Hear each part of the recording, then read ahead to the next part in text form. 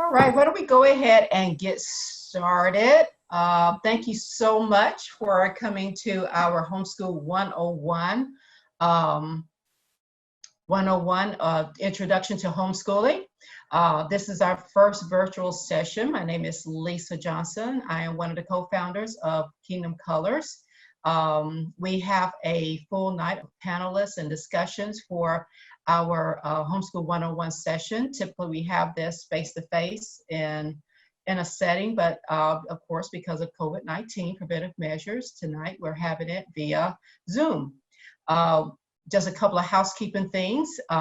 We do ask if you could possibly mute yourself for any background noise that may be coming in, if possible. If you would like to ask a question once all the participants have, once all the panelists have introduced themselves, then what you can do is that you can just click on the left side where it says mute, and you can unmute yourself and be able to ask a question to any of the panelists. We have several panelists who are here to discuss several things about homeschooling, any of the questions that you may have, anything that you feel as though that would help you in your journey. If you're a current homeschooler, if you're thinking about it, we have probably years of experience just, with the 5 or 6 people that's on the panel. And so please feel free to begin to ask questions, begin to kind of pick their brains and see exactly, what you're looking for, as a homeschool parent or as a home educating parent, and begin to ask those questions so that you can begin to further your journey as an educator and also as a parent, okay?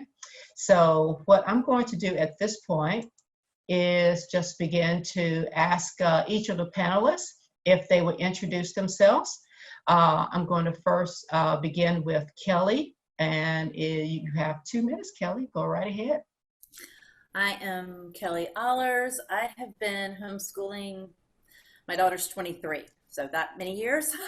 And I have taken 5 students now under my homeschool license through high school. They all have been either placed in college or placed in careers.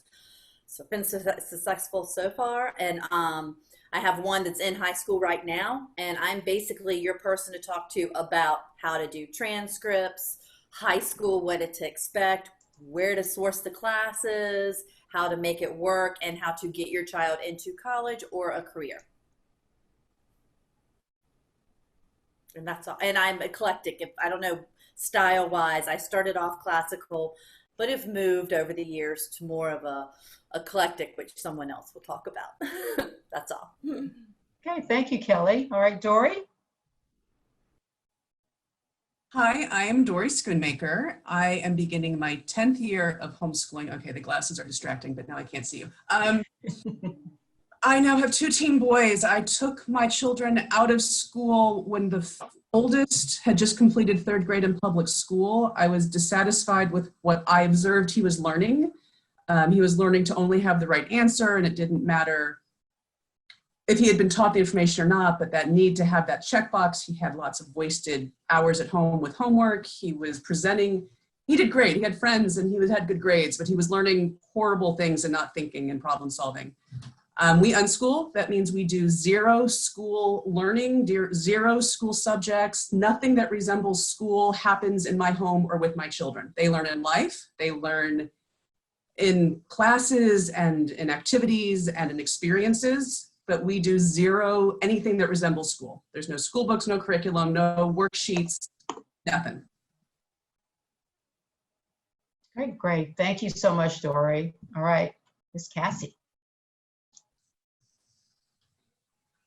Hello, everybody. I am Cassandra, Cassie to everybody. I have homeschooled off and on.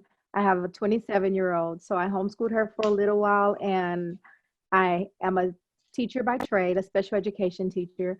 So I am just now starting again homeschooling my daughter, who is 5, but I am the person, if you need to ask questions about testing, what types of tests, because in my trade, that's what I did all year, all the time, is testing, and different types of testing to kind of give some validation and understanding as far as what the testing means, how to use the testing with your curriculum, and things like that. Great, thank you very much. Hey, Dawn? Hey, so I'm Dawn Pleasant. I am a mom of 5, and I've homeschooled all 5 of them at some point or another. Some of them have been homeschooled most of their education. And so right now I have 2 adult kids, so that the age ranges are 11 to 22. And I started off with the oldest 2 when one was in kindergarten and one was in 3rd grade back in fall of 2005 in October. I actually pulled them after starting the school year. I pulled them because I like my kids. I grew up actually thinking I was going to be a professional outside the home, and you know that my kids would go to daycare and that kind of thing, because that's the way I grew up. And I also thought I never had the patience to be a teacher. Still learning patience. I haven't quite learned that yet. But I just became a stay-at-home mom to my surprise, and loved it. And then when my kids started going out to school, it just didn't feel good, dropping them off with somebody else all day long. And then that last year, when my second child started kindergarten, the classroom was just so full, and it was a private school. And that just, it upset me to know that I had, you know, searched and searched for a great private school to try to keep them from being in an overcrowded classroom. And here I am paying for an overcrowded classroom. And the administration was not willing to pay another teacher to split up the kindergarten classes. And so I was like, I want my kids at home anyway. I don't really like this. Does it feel good? And so I had been kind of kicked into it, basically. I'd been thinking about it for a long time, and only knew one other person, one other family that homeschooled at the time. Again, this was 2005. It wasn't really popular yet. But thought I'd just do the crazy thing and start homeschooling, and here I am still. My 3 youngest are still homeschooling with me.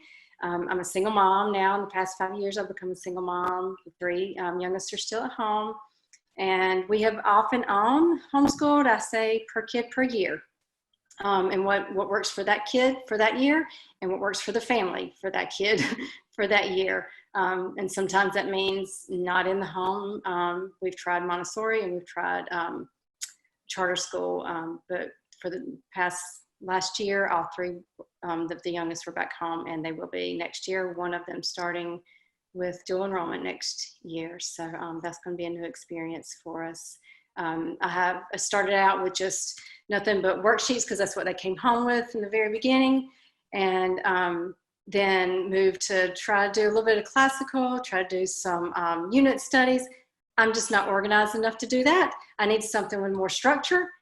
So we started doing something a little bit more eclectic, and but something that would give me actual assignments that I could follow, and that I could have them follow, to keep everybody on track, because otherwise my ADHD just had us all over the place and totally disorganized. So when I say structure, I mean routine and lessons handed to me.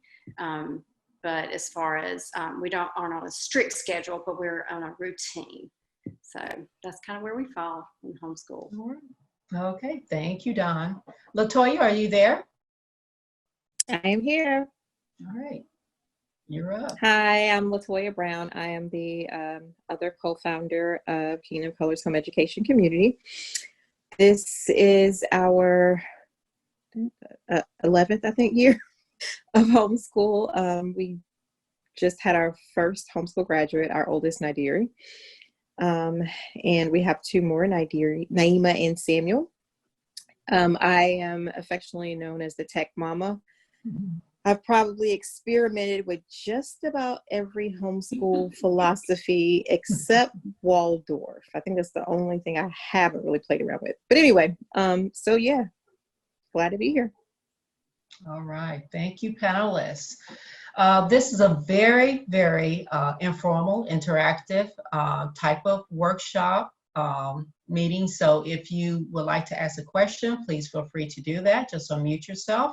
Bottom left-hand corner, like I said before, just unmute yourself there. If you're shy and don't want to, ask a question out, you can definitely put it in the chat, and we can definitely make sure that it is asked to one of the participants. So, do we have any questions for anyone at this time?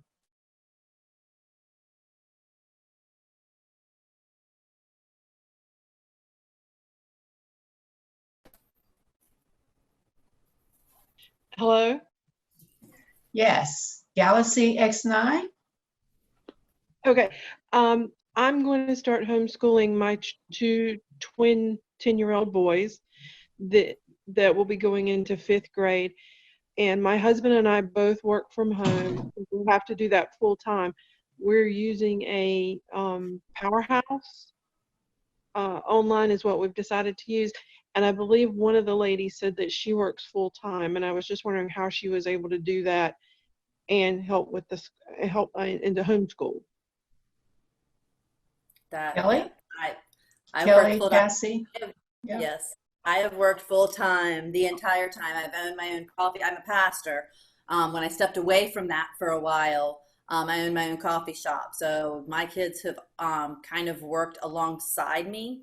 The way our school has always worked since probably my youngest was in 2nd or 3rd grade is I am making them independent learners and utilizing computer resources, which Latoya knows a lot about, and DVDs and other, back before we had computer resources, books, classical books and stuff. I've kind of believe, and my whole philosophy is that we're not teaching kids facts. We have to teach them how to find the facts themselves. And the more you can let go of trying to make sure they know all the A, B's, and C's, and the more you can be surprised by their innate ability to search out details and step away, the more you'll be able to work and the less stress you will have.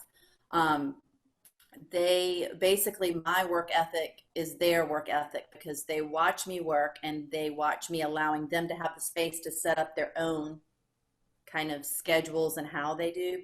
When they were in 4th, 5th, 6th grade, I did a bag or box system, which a lot of homeschool moms use, where I gave them their weekly assignment. We were doing more classical back then. I gave them the weekly assignment in a bag or a box. I pulled all the books, all the stuff they had to do, and I gave it to them, and we discussed time management, and we worked more on that than we did on actually the worksheets until they understood that. So there were many Fridays where we cried all day because things weren't finished and they couldn't go play and they had to finish them. But every one of my students, to prepare them for life, I feel like it's better to give them space to learn than to be a helicopter floating above them. And that's my biggest advice. Thank you. Thank you.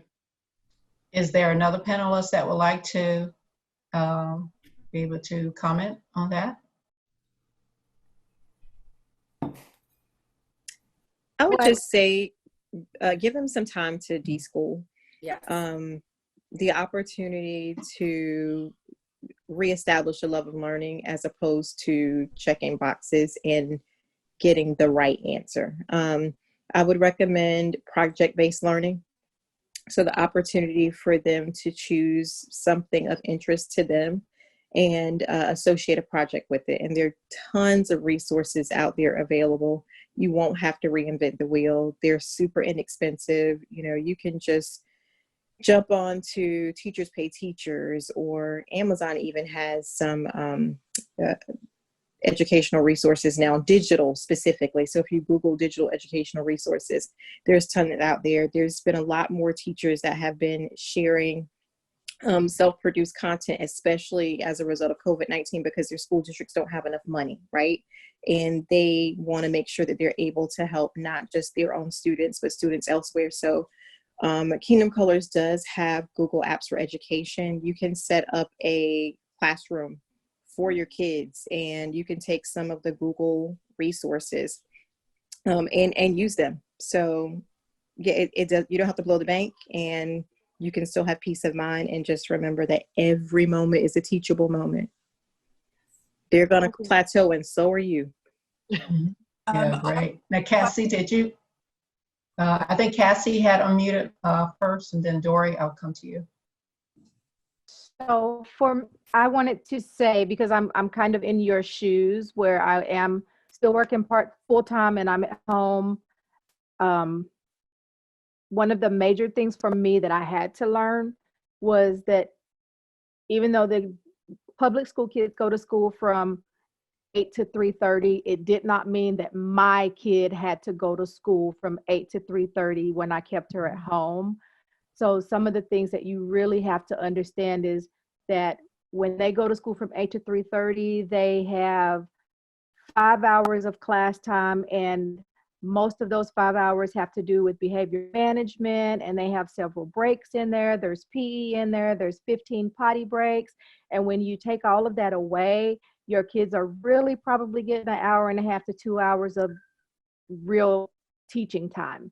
So, and not to feel like you have to waive in that. And I think that was the hardest thing for me this year. And I've called everybody probably on the panel and it's like, oh my God, we didn't work today.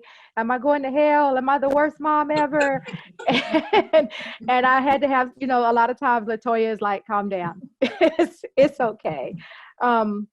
And then the co-ops, the different other activities, if you count that as part of your education, if your kid goes to gymnastics, they're getting so many other things. If they're going to, some of these other activities, count that as part of your education. That way you're not feeling like you are obligated to be the only teacher. And that's really the biggest thing that I learned this year, being my first year going all in, is that, like Latoya said, every opportunity is a learning opportunity, but 8 to 3:30 is not my norm. Like sometimes we get it in right before bed and life is great. So. All right, great. Thanks, Cassie. All right, Dory. So unschoolers, so no curriculum. So I can't help with that aspect, but I would say, much hopping on what Cassie said, they're always learning, and they're not going to want to be on the computer. You're not going to want them on the computer all day, because screen time is screen time even when it's educational. And a 10-year-old boy spending that many hours on the screen is going to make all of you probably a little crazier than you want to be. But they're 10. They can make a meal. They can bake cookies. They can help with the wash. They can do odd jobs in the neighborhood. They can read books. And I would say get the most interesting books that a 10-year-old boy would want to read. And you can shoot me an email, Kingdom Colors, a message or something, and I can send you some ideas from, I have an 18-year-old now and an almost 14-year-old. But I never made them finish a book that they were hating or bored with, because for me, I wanted them just to read and to love reading. But that counts. They're always learning. Out in the world, in your home, there's so much more to learn than what they're getting out of their assignments. And being at home, being homeschooled, the whole world opens up to them. You don't have the pressure necessarily of that scheduled school day. So you have to work, but can they go walk the dog? Or can they go make a salad for lunch? Or can they go take a break and make some art? Or are they really into fill in the blank? And so now they're YouTubing how to make that animation, or they're YouTubing, I don't know, it's crazy what teens, what boys come up with, but they come up with a lot of really cool stuff. So what also Cassie and Latoya were saying, give yourself a little bit of a break and trust. And a lot of that does come from deschooling. Don't try and jump in right away. Don't try to recreate school at home. Don't try and be a public school, because those aren't such great atmospheres anyway. It's why you pulled them out. And to trust that, and to give everyone some breathing room, and to give everyone some time and space to find your path. You might start this and one kid loves it, one kid hates it. And then you might have to reevaluate. That was something that we kept running up against. So here's my idea of what's going to work for my kids. Oh, that didn't work at all. They hate that. What am I going to try? Because I'm not spending my day fighting with them. That's partially how we got to unschooling. I am not spending my day fighting and crying and screaming and shouting, because we have to finish this chapter, this page, this workbook, this worksheet. When we hit that wall, my choice was, I'm going to find something else. There was, I don't know, 5 months of Lego kits in my house and marble runs. That was homeschooling. Like, my kid was terrified to fail. My kid would start crying if it didn't work right the first time. That was something he learned at school. And for me, I needed him to learn how to problem solve, what to do when it didn't work the first time. So here's some Lego sets. I trolled eBay all summer. Here's some Lego sets, self-correcting. If it doesn't work and you screwed up, where did you screw up? How are you going to fix it? What are you going to do? Marble runs are the same thing. That's how and good books, fun, exciting books. Make some art, make some cookies. Okay. Great. Yeah. Did that answer your questions? Yes, ma'am, it did. Thank you. Having them, they're in my office right now doing their regular work as we finish up this school year. And I mean, this last couple of weeks has been a chore, but my worry is I realized that they didn't need to be there the whole time because they could get the work part of it done in a couple of hours.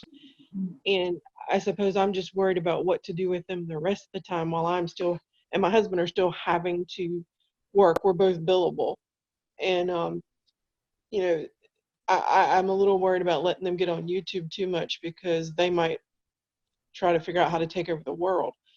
You know, but this has been these are some great ideas, and I thank you very much for them. Thank all of you. Shakima, did you have something to add to that? I did. Just a couple things to think about. You know, anything, like the ladies have said, is education. And my son gets done with his work in 15 minutes. His sister takes 15 hours. So I've got two opposite ends of the spectrum. But he is learning how to play the piano now. That's one of his lessons. Son, you have way too much free mental space. You need to fill that with something. And so he is very musical. And so he's learning how to play the piano. He just decided that he wanted to be a vegetarian. I'm not vegetarian, so I'm not cooking your vegetarian meals. So he's learning how to be, how to take on that and own that for himself. He cooks lunch if sister's still working on whatever. I mean, so, and he's 11. He just turned 11 at the end of April. So there's plenty of things. I think most of the ladies have said there's some other, he gets extra chores. There's a home ec component in our homeschool, laundry and all the things that just need to be done. But he is an avid reader. He loves to read, and he can just sit for hours and read. It's not a lot of screen time at our house because that's not something that I appreciate. So I do have them fill with things that are helpful. And the music has been one of those things. Great. I think I'm unmuted. No, I'm unmuted. Okay, great. Yeah, great ideas. Thank you. So does that help? Anyone else have a question? Misty? I'm here. I'm so sorry. I hit the wrong button. Okay, that's all right. But I can't ask a question since you called on me. I did have a question. I'm actually Sure. out. Go right ahead. I did have a question. So I am I'm a newbie to this. I haven't taken up the task to officially decide to homeschool. I have a 4, 11, and a 12-year-old. And I do think that'll be the direction I definitely go with my 4-year-old as I learn more. And being home with them from this pandemic has really opened my eyes to a lot of things. But I wanted to know, what do you all do, like for the social interaction, like during the day? If all of their friends are at school, is there other groups that are around that, I don't know that part. All right, which panelists would like to take this up for Misty? I just want to point out all of the grins on Homeschool Mom's faces. We're asking that. All of us were just like, oh, you're never going to have to worry about it. Listen, Misty, I'll go Lisa first. Okay. take it from the parent that has overplanned and overextended. There are so many things that you and your children can be doing that you will have to try to figure out how to schedule their actual core academics. The party line that what about socialization is simply a non-issue, right? In the traditional classroom setting, our kids are not actually socializing. They are in the same room with other people, but they are not socializing. They're often on silent lunches. They're missing recess. That is not socialization. Homeschoolers, however, create most of our own social interactions, and your children are then interacting with children of other ages. They're interacting with adults. They're creating and developing the ability to communicate both upwardly and downwardly, right? So they can speak to adults, they can speak to children. It's a non-issue. And I hope that makes sense. It does. Thank you. You're quite welcome. Dory? I think Dawn might have been raising her hand. Dawn, you want to take that? Okay, Dawn? I was just going to add that what LaToya said about the different ages, you know, when they're in a traditional school setting. I say traditional like that because, I mean, in the very beginning, people schooled their kids at home, right? So we've come to think that sending them to a school building is traditional. But I tend to think that at home is more traditional. But they do get the age range at home. And if you can get along with the people in your house most of the time, you're okay in the world. But if they're going to a more traditional setting, then they're being, somewhat raised by the kids their age, rather than getting the more of an influence from you at home and the way that you would want them to be thinking about the world and that kind of thing. They're learning about the world from other peers their age who are trying to learn about the world at the same time. So I like the socialization at home and then spreading that out from our home and getting them with, more peers closer to their age and then, the wide age range. I love that my kids can talk with anyone of any age and have a polite, respectful, and also intelligent conversation with them. So I just wanted to add that extra little bit. Great. Thank you, Donna LaToya. Dory? So I'll add, I couldn't agree with them more, that being in a room of 30 people your own age, the only time you experience that in your entire life is when you're in school at 12 and under. You'll never in the workplace be with a room full of the exact aged people as you. Demographics are almost also in schools all exactly the same or very close, and that doesn't exist in the real world. So as the other women have said, the kids are out in the world. When you go to the store, when you go to the bank, when they walk the dogs. So there's more interaction with that. But if your question is socialization, how do they make friends and how do they meet other kids? For many of us, LaToya's right, we overbook. There's a lot now. I don't think there was as much 10 years ago in Wilmington, if that's where you are. Most of us are in the Wilmington, North Carolina area. But 10 years later, you couldn't go to everything that's available. My kids did drama. My kids were in plays. My kids are into sports. So they've been on all different kinds of teams. They've been on travel teams, and they've been on rec teams. There's kids in the neighborhood who they've met. They take random classes they want to try. Some fencing, $5 a class with equipment in Wilmington. Like there's interesting things that kids may want to try or they may find for them. But there is a lot of interaction and socialization that happens, and generally it's a much more diverse group. Often it's a more diverse group. I don't know, the sports are very, very diverse here. Kingdom Colors does field trips. You'll often see posted an opportunity to go see something at Keenan Hall. I think we got to see Alvin and Ailey. We've gotten to see some really wonderful artistic programs, and we go as a group to a field trip. There's meetups in parks that happen. There's PE classes offered. There's a lot of opportunity for kids to get together and meet other kids. It will not be as age restricted generally as school. So my almost 14-year-old and my 18-year-old can still hang out together with a group of friends where the 18-year-old may be the oldest and the 13-year-old is the youngest, but they're all hanging out and getting along just fine. It's a different skill set when you're not forced to be with 30 kids your own age every day, told when to talk and when not to talk and how to talk. And the day is spent trying to control those 30 children. The freedom to be more starts to happen.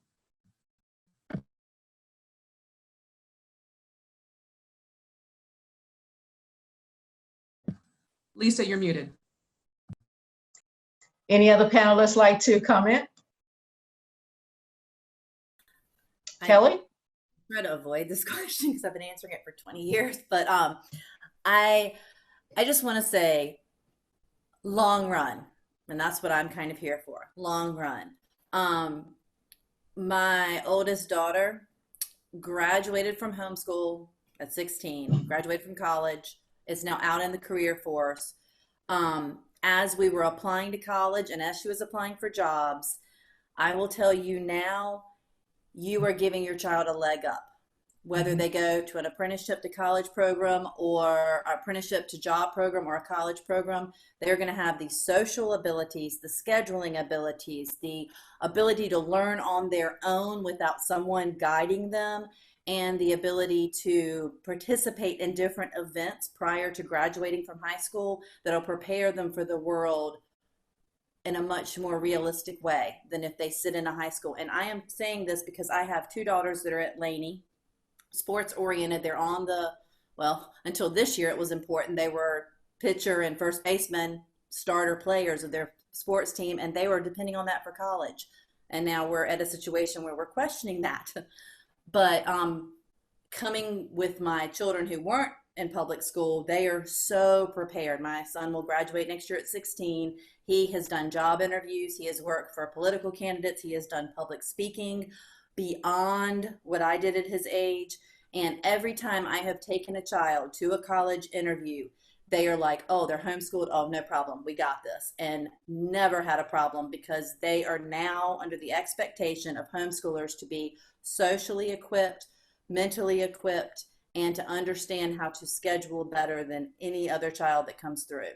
So I feel personally, and I am struggling with this as a mom because I have two in public schools, but I feel personally all of my children who have been homeschooled and all those that I've helped homeschool outside of my family have been better equipped to handle the world at 16, 17, and 18 than my two beautiful daughters who are brilliant and smart and athletic. They've missed out on the ability to grasp the world on their own. They've been forced into social interactions and into classes that they really didn't need. So that's my piece. And institutionalized thinking. Exactly. Exactly. Exactly. Yeah. Good point, Latoya. Thank you, Kelly. Yes. Does that answer your questions, Misty? Yes, that was amazing. A lot of things that I never thought about, and you guys explained it excellent. So definitely put my mind at ease on that. Thank you again. Oh, you're quite welcome. All right. Another question.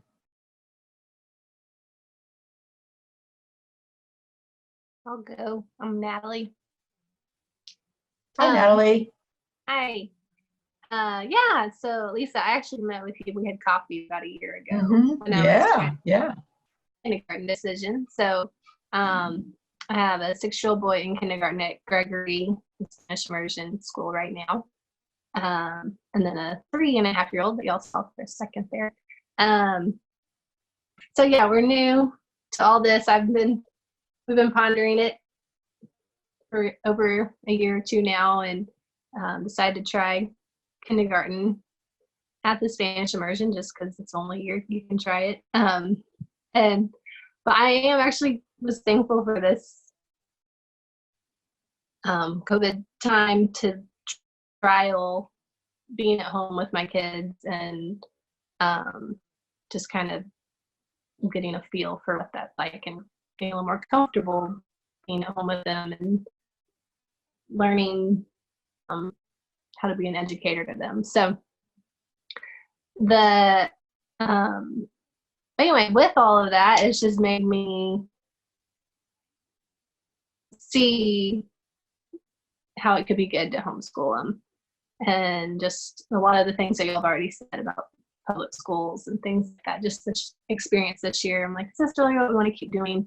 I love his teachers this year, but just the being around 22 other kids all day long and him saying things all the time, like, you know, he'll tell me this happened or this happened, and like, well, did you talk to the teacher about it or whatever? He's like, oh, they don't know this, they don't, you know, just things like that, because they're busy. They've got a lot of kids to focus on. So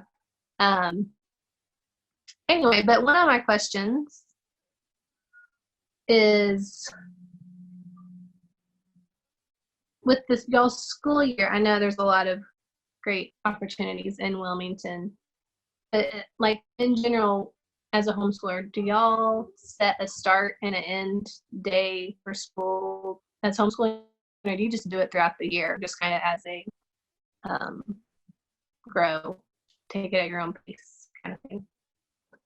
And then just other community, and y'all already kind of touched on community activities, but just for younger ages, any options that you guys know? Okay. All right. Thanks, Natalie. Dory, would you like to answer? I would like to, we had talked about before the panel of stating this before we started, and then we kind of forgot, which was none of the homeschool moms, been doing this a while, feel that what we've been doing now is homeschooling. The stay-at-home COVID under lockdown has been one of the hardest things any of us has ever had to get through. This does not look like homeschooling for us. This has been a nightmare. So for us, nothing could be further from our homeschool reality than what we've been living under. And the stress and the grief and the trauma that we are all under is intense and immense, and not what real life looks like ever. I mean, my kids are never home. My kids at this point, they are, I mean, even when they were younger, we do a lot of activities. We do a lot of classes. Our homeschool has been their activities and classes. And so they're able and allowed to do a lot of that. My oldest is now driving, so it has really shifted for us this past year. But until then, I was driving them all over town to go to dance class and to go to fencing and to go to sports and to go to parkour and to go to drama and all these different things that they did. We had a book, but we were still all over it. This lockdown and not seeing our friends, not going to classes and not seeing their teachers has been really, really hard.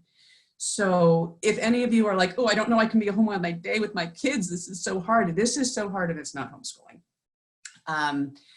There's a lot out there for younger kids. It's a great opportunity to try things. Like Latoya said, first off, there's too much and you may overbook. And that's a different kind of balance you have to find, especially with different age groups and kids with different interests. So you might want to choose 2 or 3 things to start. We're going to try a dance class, or we'll try gymnastics, or, oh, I just saw Shakespeare. I wish that teacher would come back. That was an awesome class.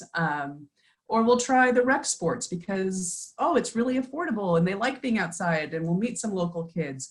There's a lot there for all the age groups now.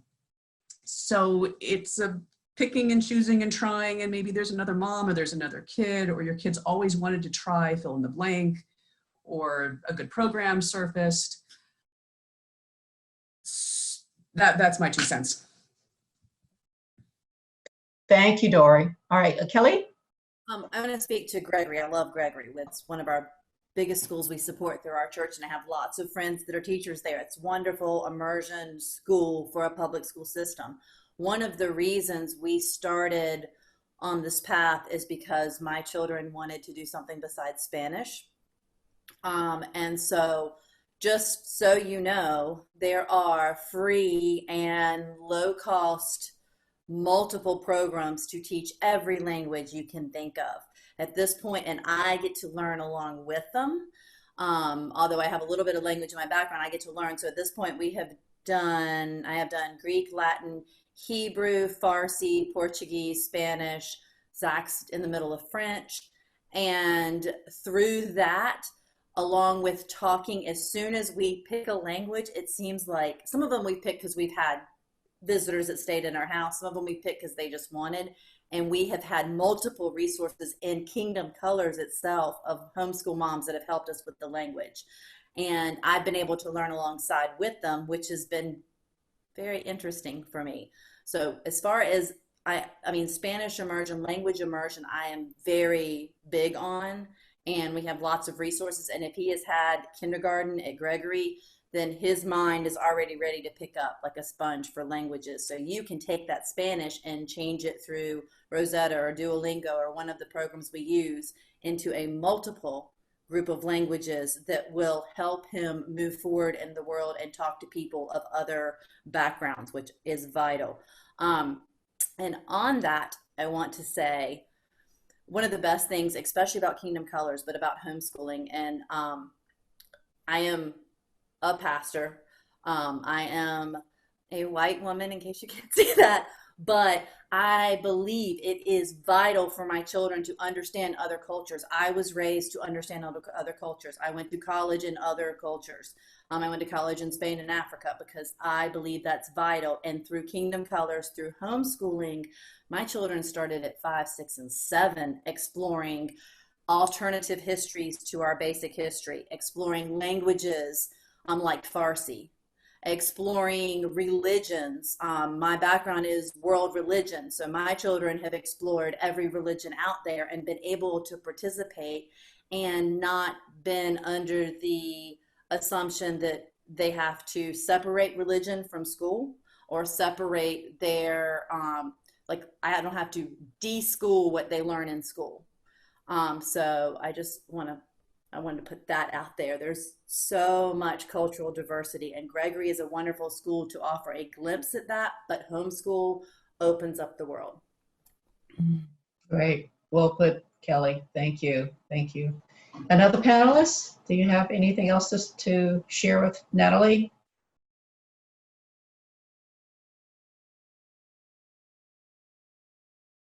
Yeah, and I would just say we are a transracial family, and so that's another factor is a priority for my family is just racial. Can you repeat that, Natalie? I missed it.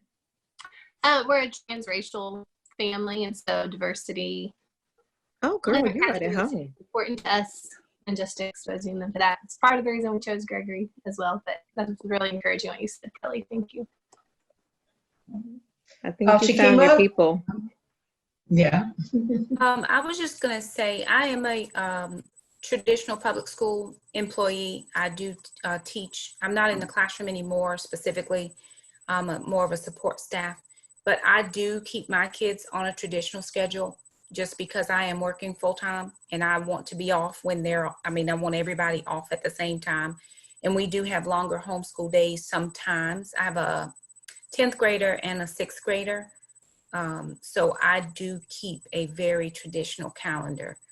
We have after school activities and all those types of things, but I like to guard my off time. They're off on all of my work days. I'm off on the summer. My daughter has another week in school and then she's done.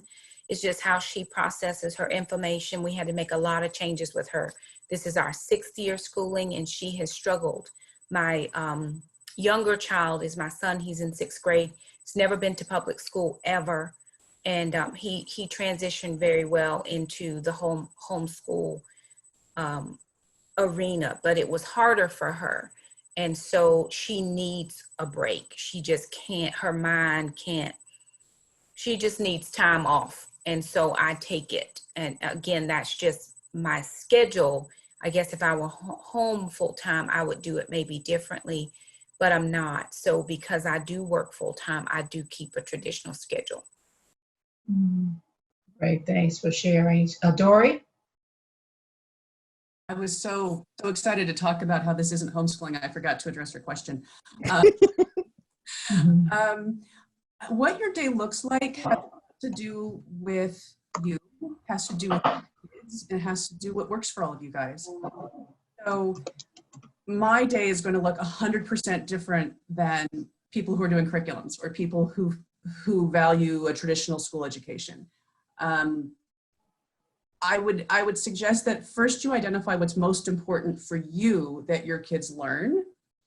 So for me, my list was, I wanted them to love reading. I wanted them to be curious. I wanted them to problem solve. I wanted them to learn to fail, to tolerate failure. But nowhere in there is grade level stuff. So if grade level is important to you, then unschooling would be a horrible fit. You'd be anxious and anxiety ridden all the time, because my kids know a lot of stuff, but they don't know the same things school kids know. And they are not on grade level for a lot of different things. That's not important to me. I have zero value in that. But if you do, then identify that for yourself and know, okay, I'm not going to be comfortable if my kid's 6 years ahead on this and 4 years behind on that. If that is important to me, that is important to me. And I need to address that with what we do as a family, as a homeschool family. So first, what is important for you that your kid knows?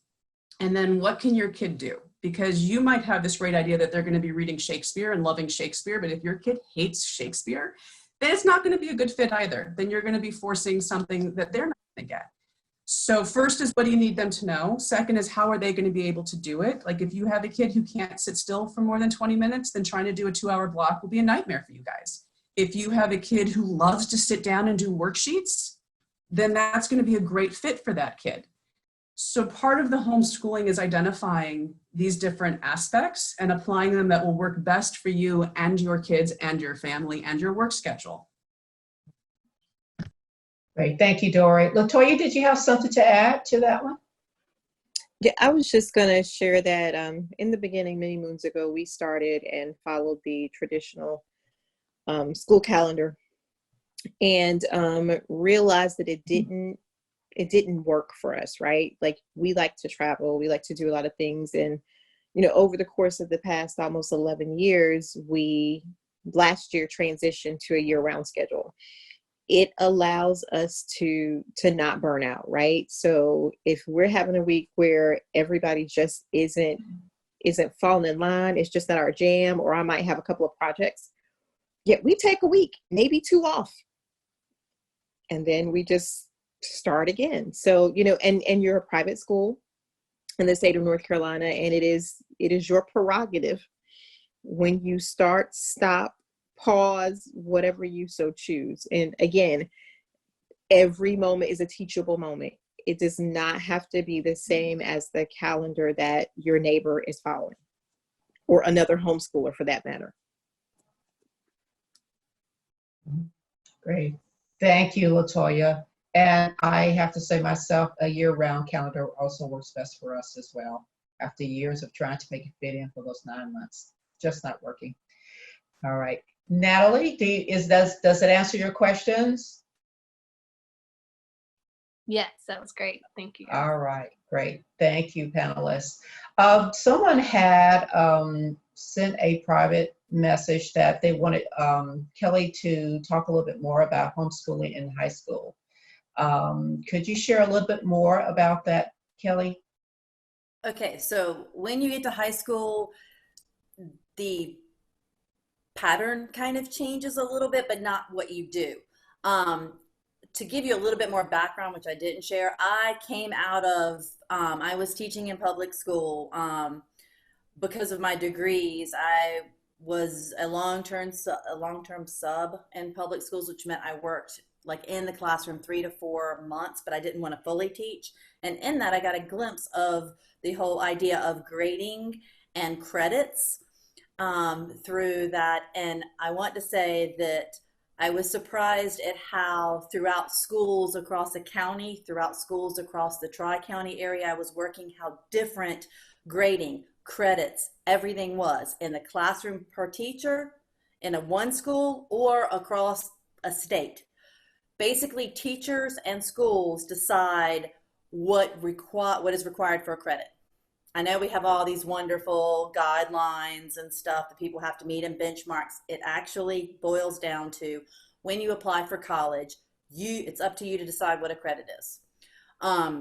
That's why Dory can unschool and her child's in college.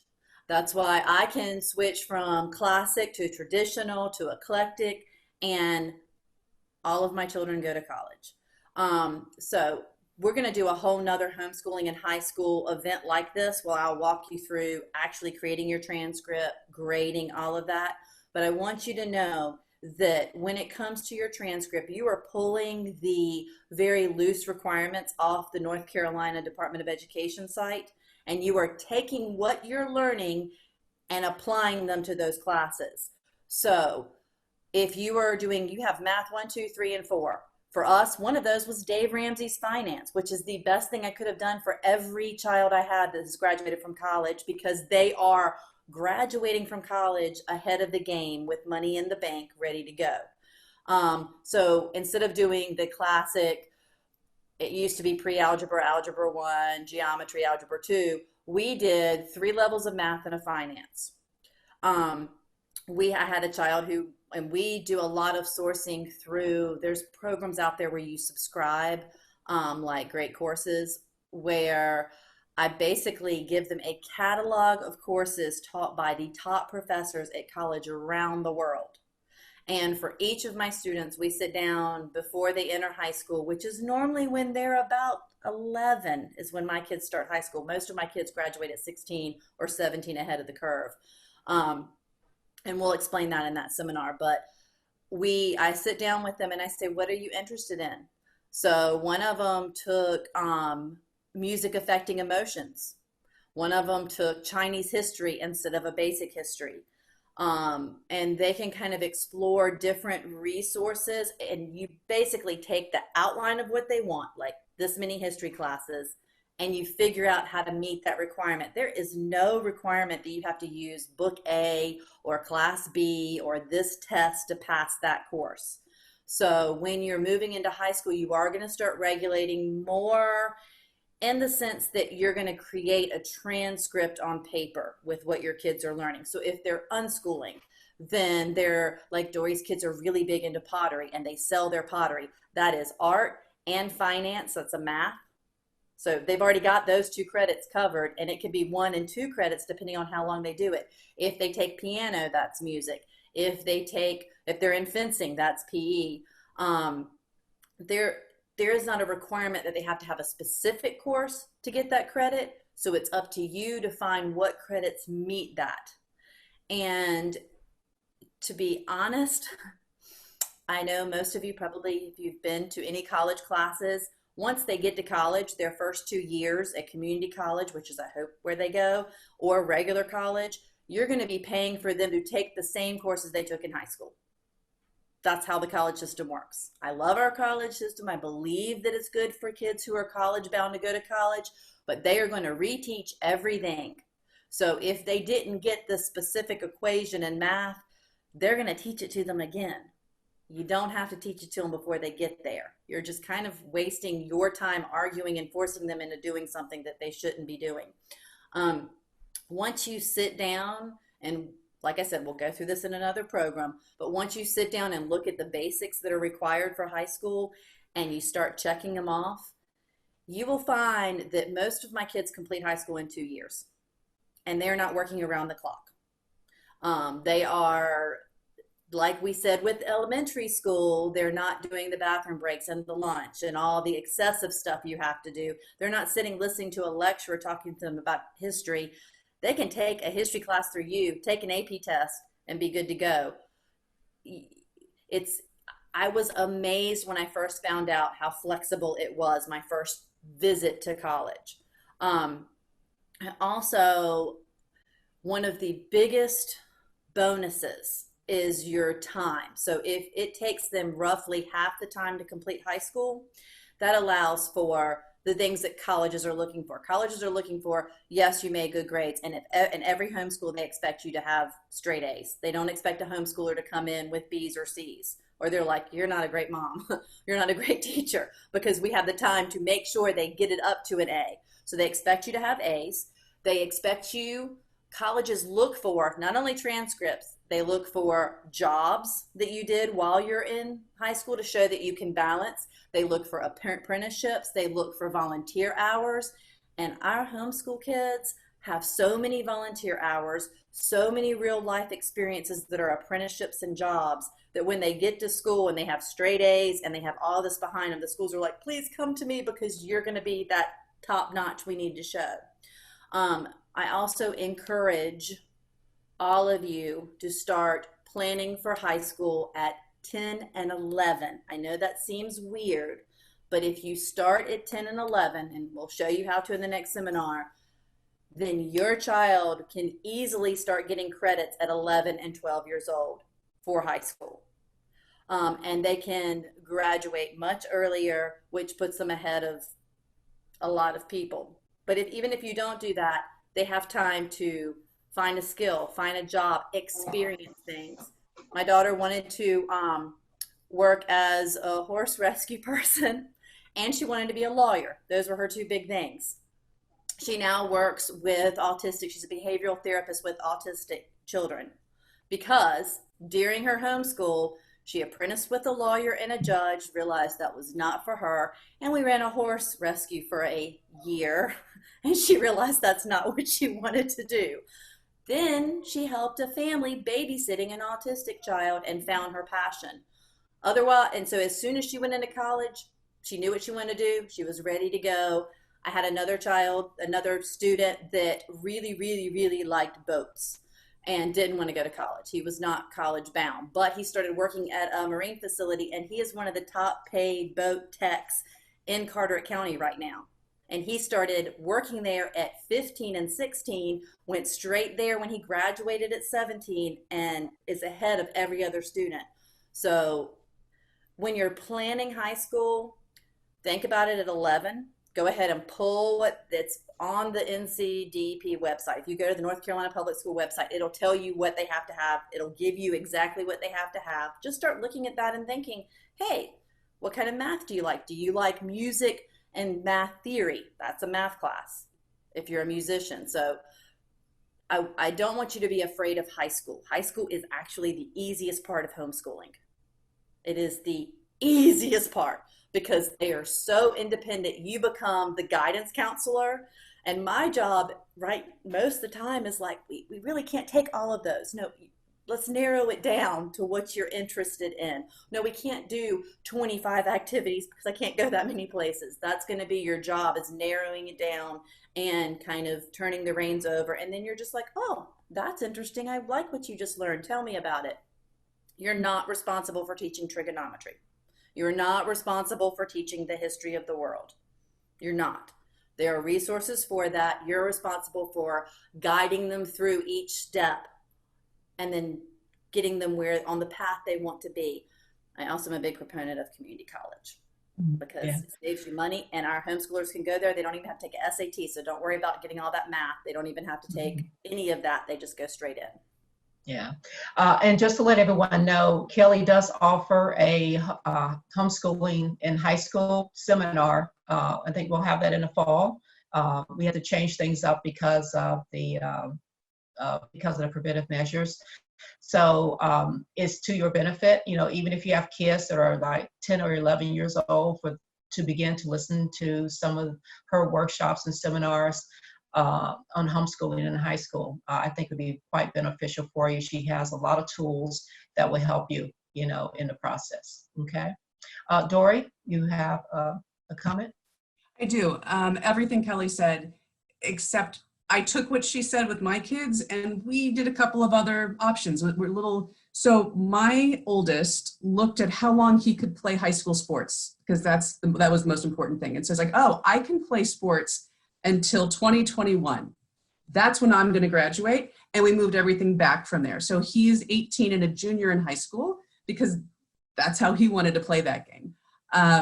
And so we did not change anything as far as education. We unschooled, everything looked the same in our lives from 8, 9, 10, 11, 12. Some of the classes changed, some stayed the same, until he hit his junior year, which is when he could be dual enrolled as a high school student at the local community college. So this was his first year of doing that. And essentially he is a college kid. And yes, the first semester as his mom and the homeschool administrator and his teacher, we sat down and I helped him quite a bit. Let's look at the classes. Let's look at the requirements. I helped him with registration. by semester 2, he told me what he was taking. And he's earning college credits. Our plan, I don't need my kids to go to college, but I need them to know they can go to college. So part of my homeschool intention is that they know they are capable of going to college if they so choose later in life. So to accomplish that, they will both take some courses at community college, and we will figure it out from there. But my almost 14-year-old, I don't look at anything as far as like what they need to learn for college or what they need to learn for high school. Seriously, English 111 at Cape Fear Community College, they were teaching grammar. They were teaching commas, and they were teaching basic grammar. And I looked at him and said, this is college. Like, what has these kids been doing for 12 years in school? Because I mean, we don't know it, but why would they have to teach it if they've been in school for 12 years? None of these kids knew parts of speech. 6 parts of speech, my kid knew at least 4 of them. There was a lot of kids in that classroom who did not know any. So yes, what Kelly said about they are going to teach it in college, they seem to be teaching it in college. We did not change anything about their lives preparing for high school, except knowing that whatever that junior year is, because right now Cape Fear Community College, it's not by age, it's by your junior year. Junior and senior years, you get free tuition. So he declared this is when he was graduating. I moved back 2 years. Now you're a junior. Now you're going to go to Cape Fear. And I went to Kelly's seminar and I learned what I needed to. And I went to the Cape Fear info session, and a little scary, but it's been an amazing transition. My kids didn't just go off to college all of a sudden. We were all like torn apart. He's very finding this independence in college and in college level classes, and dealing with professors and speaking up and getting help and finding his books and finding the library and the parking lot and what happens if you don't park where you're supposed to and get a ticket because they're learning. There's amazing resources here all the way through. We haven't mentioned that there is a homeschool sports league, which is better in some sports than others, but it starts for middle schoolers. And of course, some of us are super grade fluid, so middle school could be 10 or 11 years old. So depending on your sport, your kids can start that young. And that's the Cardinals. And we've had good experiences, mostly good experiences. Great, thank you, Dory. All right, any other questions at this time? Okay. Is it Michelle? Yes. Okay. I'm a little, hi, how are you? Well, thank you. I'm a little behind the 8 ball here. My ears were perking up when I was listening to Dawn talk about how the kids were learning from their peers and not so much their teachers. I totally get that. I have a 15-year-old who will be a junior, and he's been through public school this entire time. My daughter, who's in college, same thing, entire time. So I would like to learn a little bit more about what LaToya was talking about, deschooling. And I'm not in Wilmington, I'm in Durham. So like where I could possibly find information, resources in this area. And yes, Kelly, I'd like to get in touch with you before the fall. So yeah.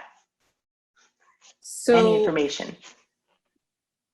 I don't want to forget to say this. There are quite a few really good homeschool communities in Durham, and there's one particular homeschooler in Durham that I would love to connect you with. So please just send me your email in chat so I don't forget to give you her email address. But she's, I think, graduated 2 and still homeschooling 1. But yet really, really informative. She can tell you about all the field trips and anything you need to know in Durham and Wake County as it relates to homeschool. She is your go-to. Okay, there's that. Deschooling. Let's see. Let your child relax. just let them decompress from everything that institutionalized learning has put them through. The teaching to the test, not to mastery, the forgetting what they learned in the first 9 weeks, because instead of teaching to mastery, a spiral method was taught, and so they weren't able to really retain it, right? And so there's going to be this minor review, and then they'll never remember it again. Give them time to just decompress. figure out what they like to do, what they like to learn, and start from there. There will not be a slide. I know that the summer slide is a thing for some students, but you know your child. You know how your child learns. If you don't take some time to just read on different learning styles, it won't take you forever. You are more than capable of doing this. Yeah, let's hope he's receptive. I wanna say I have some of the children that I have homeschooled outside of my family have come to me because they were struggling. And with your homeschool license, you're allowed to homeschool one other non-relative living in your house. So I have done a lot of that. A lot of kids have come to me because they got through 9th grade, 10th grade, something didn't work out, or school just wasn't doing what it should for them. And basically, you're going to take the transcript they have, apply it to what is available, and you're going to find that you're going to have a lot of time. And our biggest advice across the board is to take that time to go, hey, let's go explore. Let's go, and it depends on your child. Just get to know your child's interest. And I open up my child, I take them to now you can't really, but there's a homeschool gathering place in Raleigh. It's over near Crabtree Mall in Raleigh. You can go sit there once they open back up and everything's good to go. Love it there. With them, and they can look and find what interests them. They might pull, I'm not a big proponent of homeschool conventions for various reasons, but I do like to take a child when they first start learning to something like that and say, go wild, show me what makes you excited. And start talking about, what do you like to do? If you didn't have to do school, what would you do? And they might tell you something like, oh, I want to study sharks. And you're like, wait, I never knew that about you.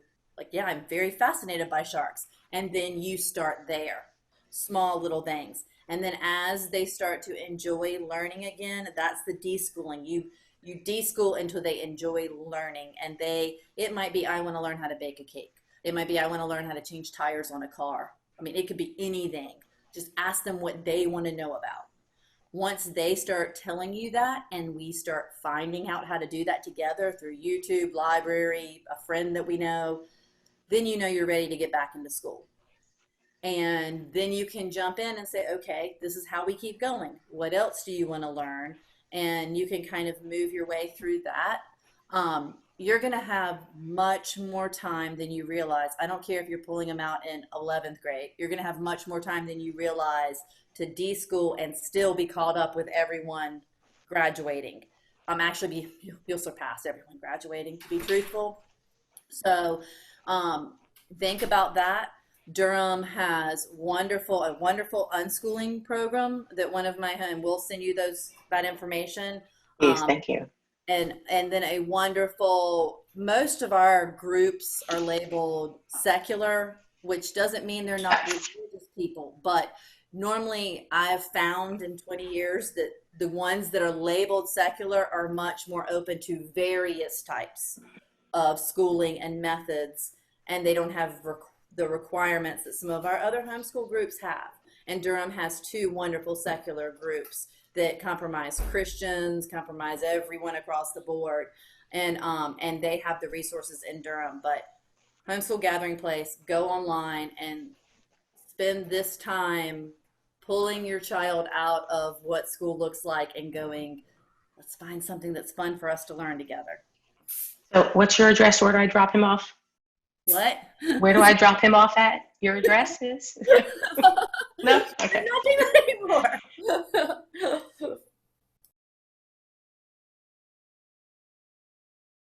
Dory?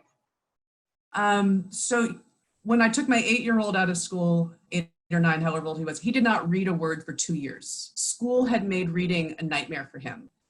And learning. So we couldn't call it learning. Kelly's like, what do you guys want to learn? My kids would have said nothing. So it might have to be, what do you want to do? Or what do you like? Or it might be a different word. So when we say learning, like everything is learning, and it could lead to scholastic learning. But if you say that word, that might be a trigger for a kid who's been in school for so long. As far as the kid, he didn't read a word for 2 years. And I kept reading stories to them that I would hope would engage them. I also bought a couple of used Calvin and Hobbes cartoon books. Those are amazing, especially if you have boys. Well, I mean, I love them, but my boys both thought they were hysterical. Plus they have amazing vocabulary and they're still relevant.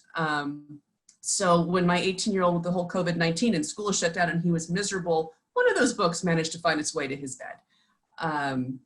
So with a younger kid or an older kid, what do you want to do? What would be fun? But school has trained them to behave in certain ways, to think in certain ways, when they can go to the bathroom, when they can get a drink of water, what they can read, when they can read it. It's very controlling. So part of the deschooling is giving you and the child time to rediscover life, to rediscover spontaneity, to discover joy and curiosity. That was a big one for us. Like, what do you even want to learn? They didn't know. They had been so fed piece by piece what they could read and what they could look at and what they could learn. And it was like, no. We're going to do, so like Legos. We literally did Legos. How to de-school, how to deprogram and give yourself the freedom and your child the freedom to be curious and to say, ooh, let's make brownies. All right, let's pick a recipe. A lot of math in baking, a lot of science in baking. But yeah, a high schooler who's told, what do you want to learn, is probably going to give you some attitude. But if you ask them, like, what would you want to do with your time? Is there something that you, well, you know, is there a place you want to go? Is there a park? Is there a museum? Is there, you know, they're into motorcycles? Well, maybe you want to go like get a junk cycle they can rebuild. Like that's where the things start coming. Like trying to have the freedom to even find that is the space you're taking from school. Yeah, great. Thank you, Dory. I know mine, when she spent a year in public school, 9th grade.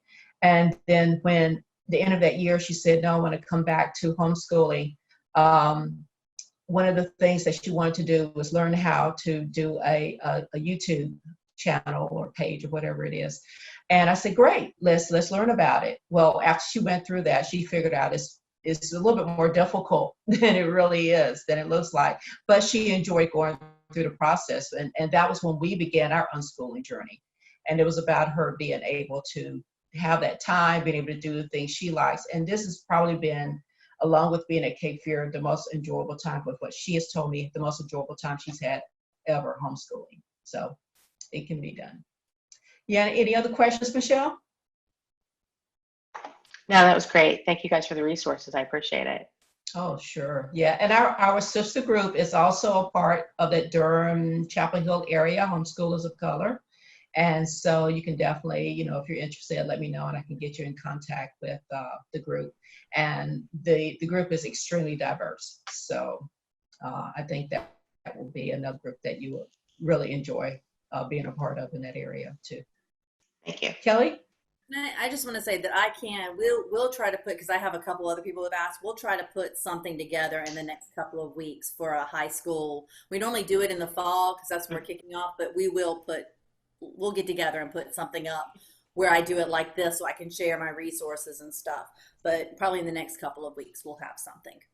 All right. Thanks, Kelly. That would be great. All right. All right. All right.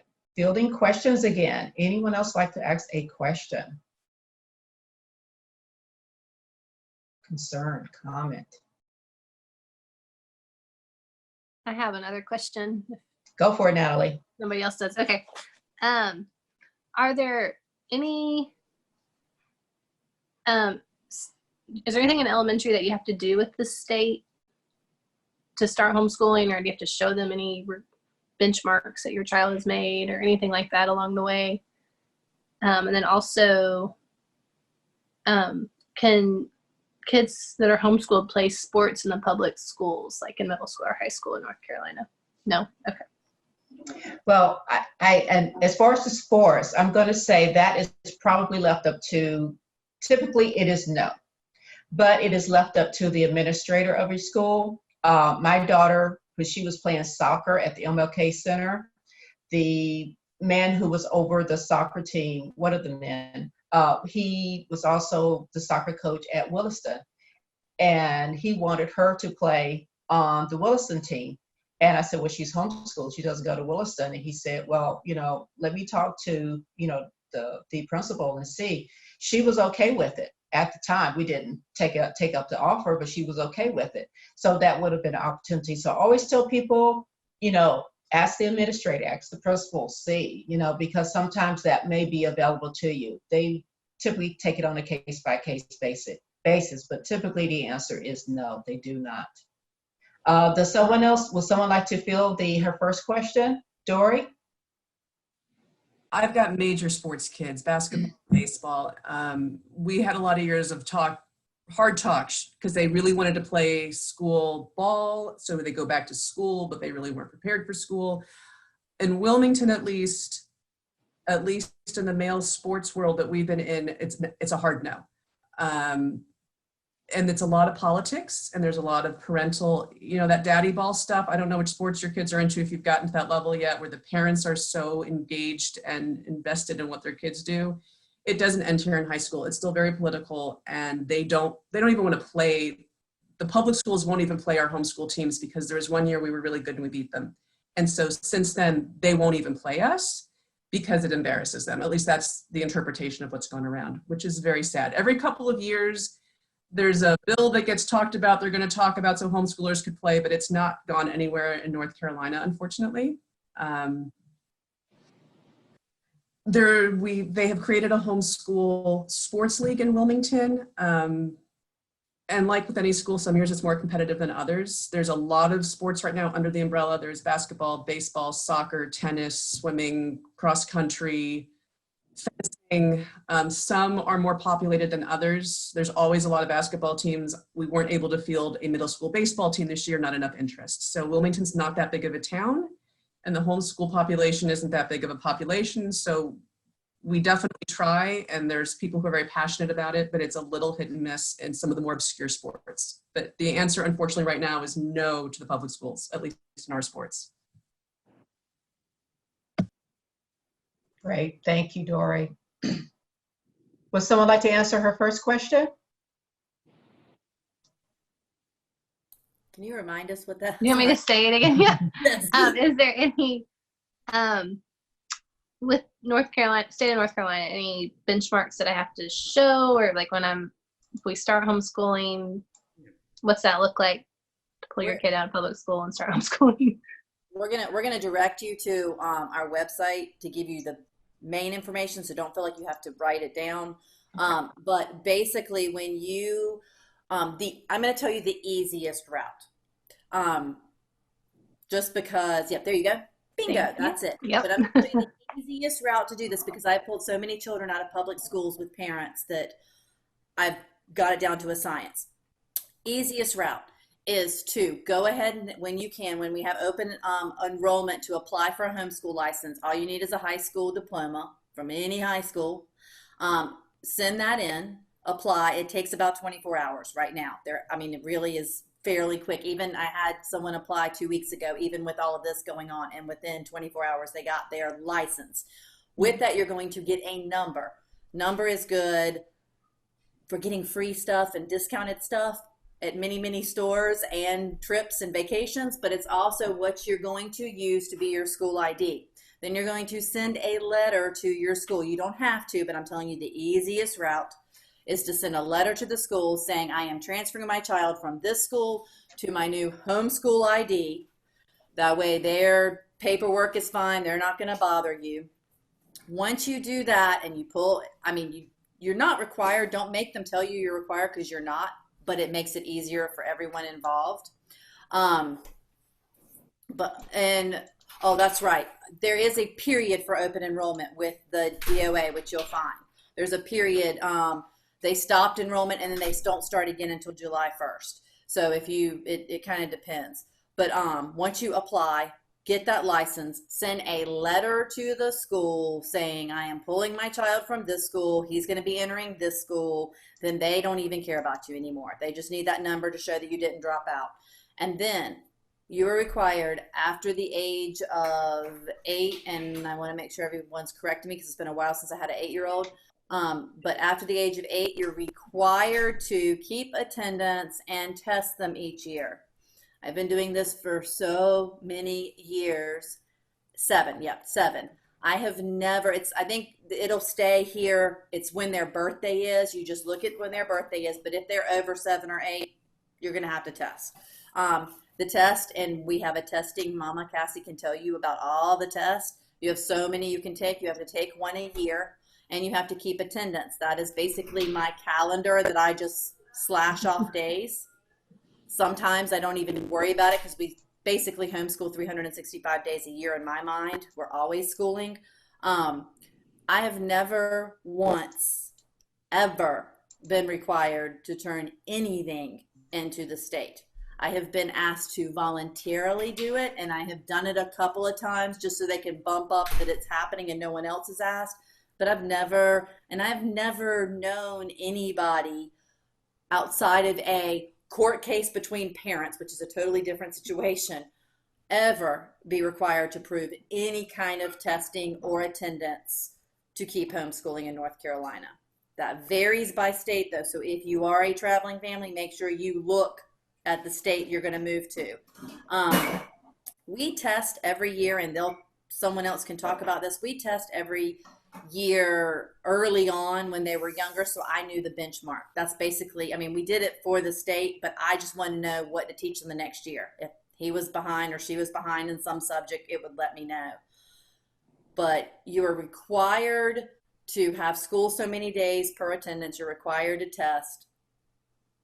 But I'm saying that, and it's also saying that, I gather most of the mamas on here can attest to that. I've never been asked for anything ever, and I've been doing this for 20 years now. I've never been asked either. I've known people that have gone voluntarily and took all these portfolios and stuff. I've not been asked one time. And I've homeschooled 6 people now. I've been on my homeschool registry. Yeah, Dory, you have a comment? It's one of the best. That's why I can unschool without any thought about it. The state requires, like Kelly said, you take a test once a year. It stays in your records. You keep your attendance. I've never done that. If I had to, if someone asked me, I'd print out a calendar and I'd check it off and I'd hand it to them. The state of North Carolina doesn't care. They're trusting you. So when people say, oh, but it's such, it could be abuse, it could be abuse. I'm like, well, there's abuse in public schools. There's abuse in private schools. There's abuse in every school. Especially New Hanover County. Yeah, exactly. So the state doesn't care what I teach and how I teach, and I don't have to answer to a curriculum. There are some states that absolutely do require curriculum turned in and require benchmarks. North Carolina does not. You are completely. Yeah, someone was trying to get in our chat room and I removed them. Well done, Lisa. Well done. Okay, sorry, that was so distracting, that pulled me out. So the answer is no, the state does not require benchmarks. The state does not require curriculum. The state does not require you to turn things in. I've always done the testing as well. I've always had a third-party tester, which is not required. You can get a cheap one off the internet and just have them done it. The first year when we didn't know the state wasn't involved, we kind of changed a couple of answers because we didn't want it to look like he was failing and we were afraid. We then learned nobody checks, nobody looks at it. It's for your records and your information. As unschoolers, I'm not really concerned about grade level, as I said, but for me, it was important for third party evaluate my kids. So if anyone ever challenged me as this ridiculous mom who's not teaching her kids math and is ruining her children, I had a third party professional that I could say, no, this person looked at my kids and said they were okay. That's just a personal precaution that I may never need. It's the same reason I send my kids to a wellness visit every year with a standard pediatrician. I would like a paper trail because there are people who feel unschooling is child abuse. I obviously think it's a wonderful form of education, but there are people who believe it's abusive because I'm not teaching them traditional school. That's one of the things that you pick your path and you know it's your path. I could certainly talk forever about why it's a great path, but not everyone agrees with me.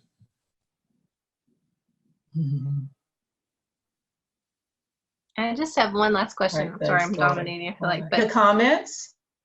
Mm-hmm. I'd add, as far as like benchmarks and everything goes, and I have one of my kids was not in homeschool for a couple of years, came home, and to try to figure out where he was math-wise, I actually found out he really didn't learn anything in the 2 in order to do the particular program that I was choosing. It was going to put him in a grade lower than what he had just come out of that public school. And that almost, that broke his heart. He felt like a failure. And I was like, no, buddy, that's not your fault. That's not your fault. And it's okay. It's okay not to be, at X mark or whatever. And it's not your fault that they didn't teach that. I guess it don't let where your kids are coming from dictate where you think they need to be. I guess is kind of what I'm trying to say is I'm glad that we don't have to do those benchmarks and that kind of thing, because that's not indicative of your child and what they're capable of or what they even need to know at this point. That's just my emotional take on it. No, good point. Good point, Dawn. Yeah. All right. Natalie, anything else? just one last thing. Do y'all have any learning to read programs that y'all recommend for kindergarten, first grader age? Yes. Yep. Wait, is it boy or girl? Yeah. Boy. Okay. All boy. Yeah. I had a struggling boy with that who now I can't stop from reading. But we did 100 easy lessons. Not everyone's, but you're gonna find when you jump in this, everyone has their own pet peeves about stuff and their own favorites. But we did about 4 different curriculums before we came upon 100 easy, and I'm forgetting exactly. It's 100 easy lessons. Teach your child to read in 100 easy lessons. Teach your child to read in 100 lessons. By the time we got a third of the way through the book, he was off and running. And it literally is, you say this, he says this, and you sit beside him and read it together. That's the one that worked for us, along with, we did reading eggs, which was, he didn't realize at the time he was actually doing school with that because it's a game online. So we piled those 2 up, and he can't stop reading now. So. Okay, good. I agree with both of those. I also really like SWR, Spell to Write and Read. And there's another Orton Gillum method curriculum. And as soon as I remember the name of it, I'll put it in chat, that I really like. But my son is currently doing reading eggs right now, and he loves it. There's a freebie app called Teach Your Monster to Read, similar to reading eggs, not quite as robust. And another one called Lalilo, and I'll also include that one in there. I like that one because it is core phonics based. So there are quite a few Teach Your Child to Read 100 easy lessons included in those. They'll learn sight words, but if you want to get into more of the digraphs and the trigraphs and some of the blends, and you might want to look at SWR and something like that. So. Okay.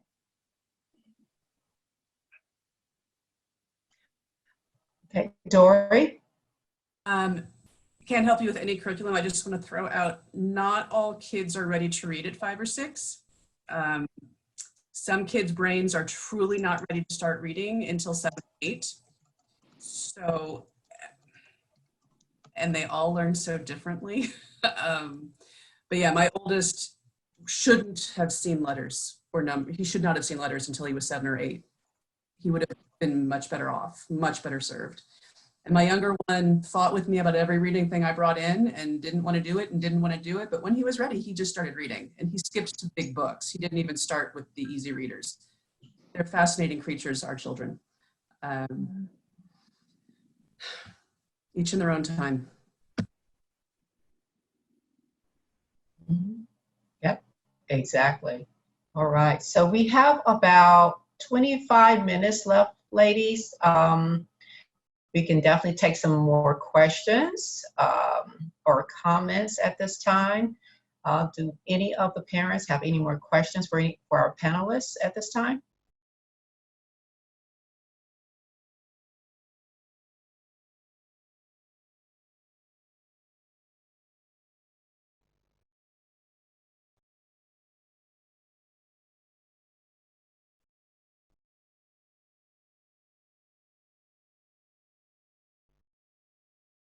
No more at this time? Okay.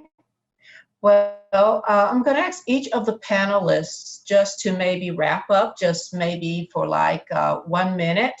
You know, anything that you would like new parents to be able to know about homeschooling, and how you would like to be able to support them, you know, as they start their journey within the next few days or few weeks or months or whatever.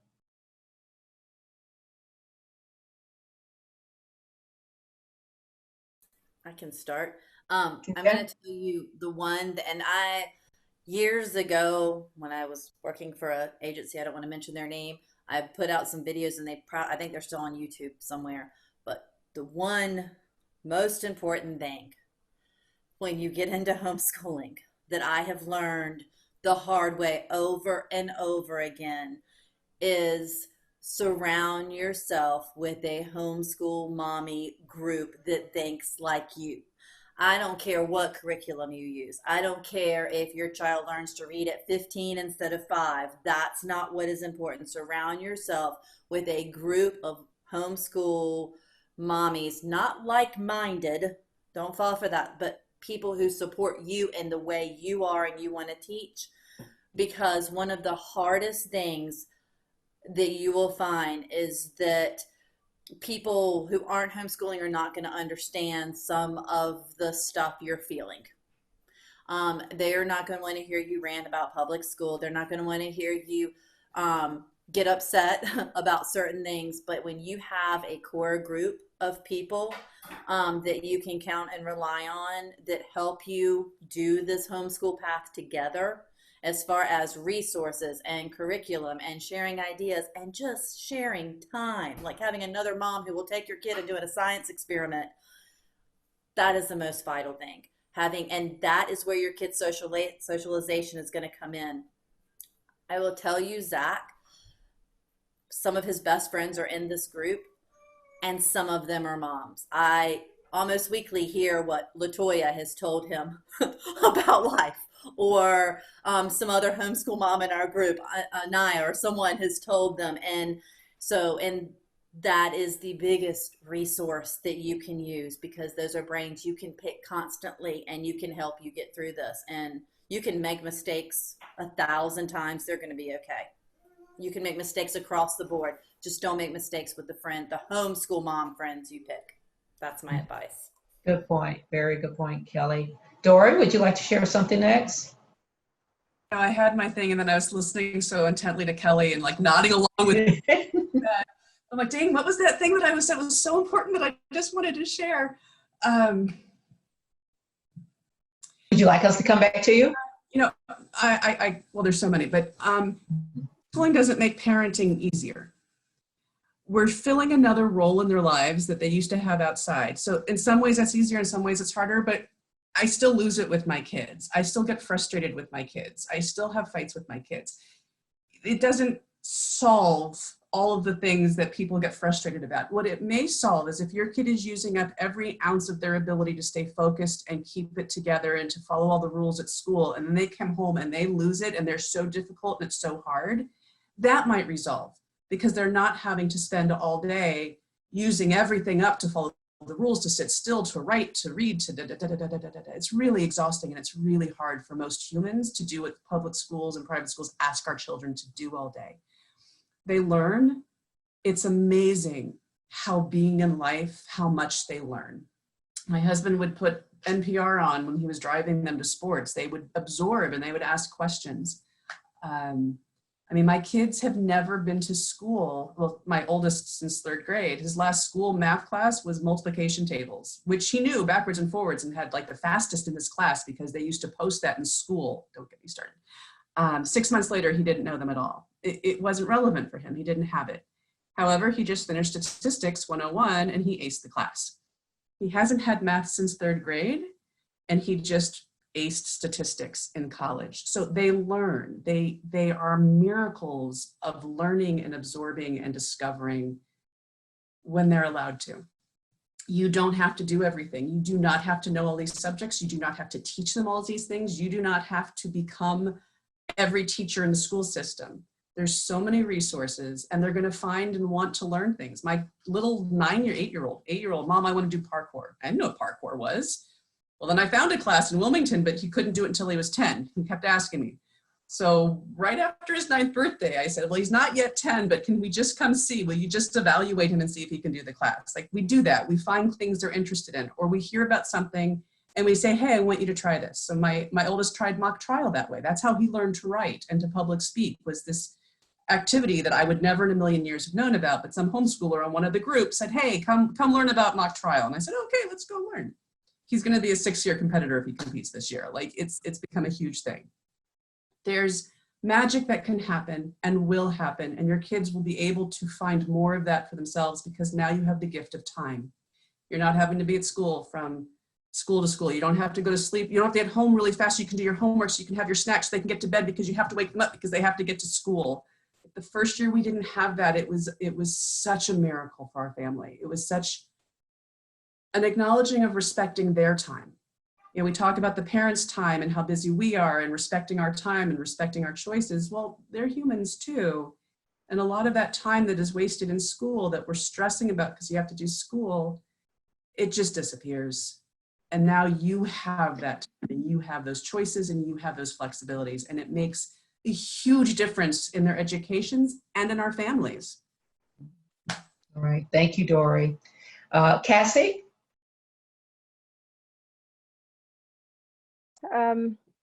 So in the beginning, I did say that I was a teacher. I did not say that I was a special education teacher. One of the biggest things that I would want anybody to know is that if you are homeschooling and you are homeschooling a child with a disability, to not be focused on the disability. It's very easy to feel like, oh my goodness, my kid has dyslexia. And so how do I work with this kid at home? And if you don't focus on the disability and you focus on different ways to teach your child, to figure out how they learn, figure out what they need, life will be easier. So for me, I have ADHD, and I went to college while we were in Okinawa, Japan. And for me, my brain stopped going in circles at 3 o'clock in the morning. So while my family was asleep, I was able to stay up and work. And I graduated with a 4.0. However, I graduated from high school with a 1.3 GPA, no math, because they said I couldn't learn math. And I had so many other deficits because nobody really took the time and let me learn my own way, at my own pace, the way that I needed to learn. And so you will find, if you're working with a student with a disability, that this isn't your opportunity to learn, it's their opportunity to learn. And it's just up to you to figure out how they learn and how they want it delivered. That's all I would say. Wise words, And be Cassie. kind. Yeah, thank you. Thank you so much. Yes. Dawn? So I love what Cassie just said. I actually have at least a couple of kids who have learning differences, and that's the way I've shared it with them, is that you learn differently than most people do. Most classrooms are going to teach it in a way that's different than the way that you need to learn. So we need to learn how you learn best. And, here's your strength. Okay, use that strength to learn. And this has been huge for me it helped me. If you feel like, if you're struggling to teach your child, to have them tested, get in touch with Cassie, have them tested, and find out if there's just a learning difference, or if there's, a different way that you can teach them to help them to learn. To find that out for me was a huge relief for me, and it helped me to relax, and it helped me to interact with my children differently. Like, okay, so we've got this, we're just going to do it differently. But also if you're having trouble, because I'm not a teacher by training, I'm a teacher by being a mom. And but if there's something that you're struggling to meet your kids' need, to find someone who can. There are wonderful tutors out there. I've got one, my kid sees a tutor on a weekly basis, and that's been wonderful, just to have somebody else to support me.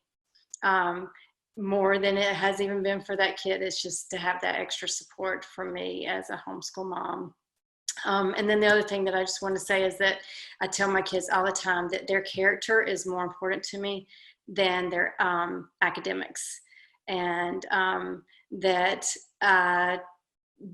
my job is to help them to grow and to be healthy, responsible adults, and that if that ends up going through college, I want them to be able to go to college if that is the path in life that they're to take. And so I'll help them to get there if that's where they need to go. But that their grades, and them knowing XYZ is not nearly as important to me as them being good people.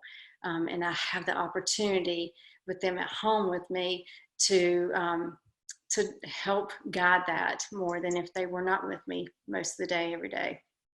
So that's been the biggest blessing for me as a homeschool mom.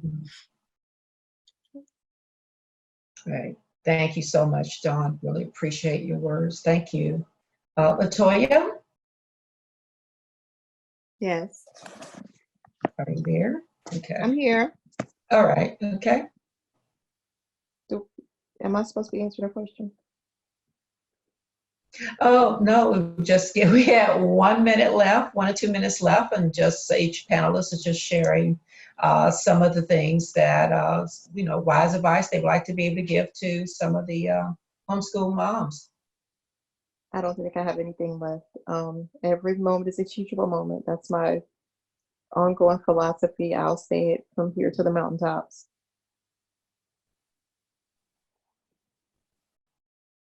All right, great. Thank you so much. Well, on behalf of all our panelists, I would just like to thank each one of them for being able to be a part of this. Parents, if you have any additional questions, please reach out to us. You can definitely be able to check out our website. Let me see if I can share this here, and you can check it out. It's at kingdomcolors.org. And you can definitely be able to either email us, or you can go to the contact and be able to ask a question. We do have a Facebook page, a public as well as a private Facebook page, to be able to share and be able to, give information, for other parents to be able to view. As well, if you have questions, and you want to be able to speak to someone individually, please just be able to reach out to the website, and we'll be able to make sure that that information will be able to be given to the panelists. So if there are no other questions, on behalf of myself and Latoya and Rachel Williamson, the executive board, as well as our advisory board of Dory and Kelly and Selena, and Dawn, thank you so much for being here tonight, and wishing you a good night and happy homeschooling. Thanks, y'all. Good night. Good night. Bye, everybody. Bye.